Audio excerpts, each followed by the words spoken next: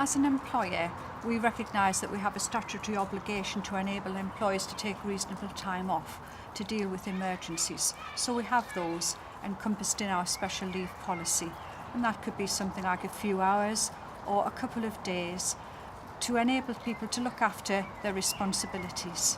In terms of support, we can also assist people in trying to educate their employers around the caring role. So we encourage them to use our carer passport that we've devised, and that outlines the impacts that caring has on them, and they can pass that to the line manager. And sometimes it's a way of encouraging those conversations and making sure that their employers got all the information so they can support them to the best of their ability.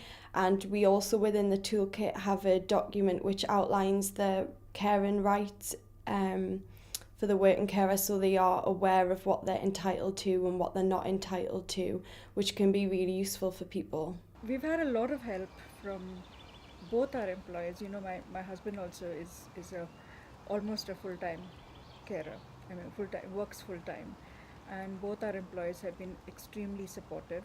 In Tradecraft, where I work, we follow a flexi system, so that allows me enough time in case I need to rush off to deal with an emergency in school or college, whatever. It has always been supportive. If I needed time off, if I needed an opportunity to work from home, if I needed to postpone my travel because I do a job that requires a lot of overseas travel.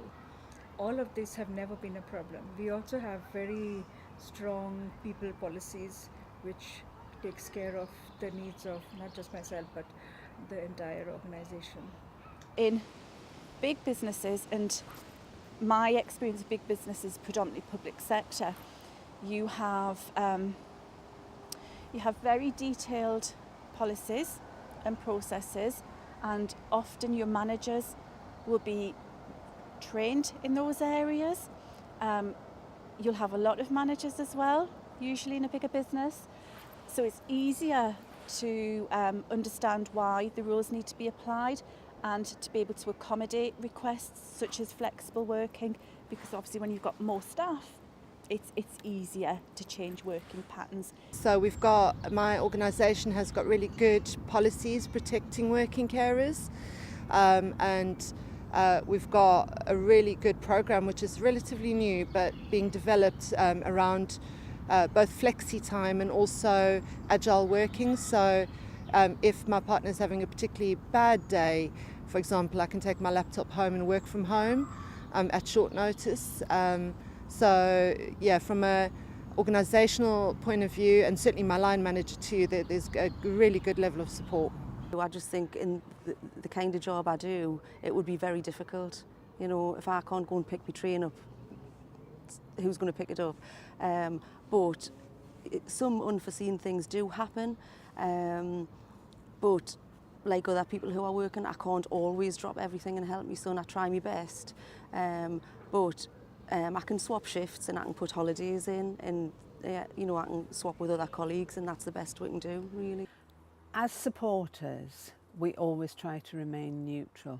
I see it as a two-way street between the employer and the employee, and we have to work with them to try and find a compromise. I encourage carers to think about their role flexibility. For example, what about spending their annual leave from work in hours rather than taking half a day off? In a smaller business, it's really different because often you won't find the level of experience with the managers. Their priority will be, how is the work going to be done? And often it'll be directly the business owner who's making those decisions. And obviously in their mind, they're really concerned that work is going to slip, or if they allow one member of staff flexible working, all of a sudden the floodgates are all going to open and everybody's going to want it. So I would say there's a tendency in a small business, and I understand absolutely why they would do this, to automatically, if there's flexible working involved, to jump to the no conclusion rather than think it through.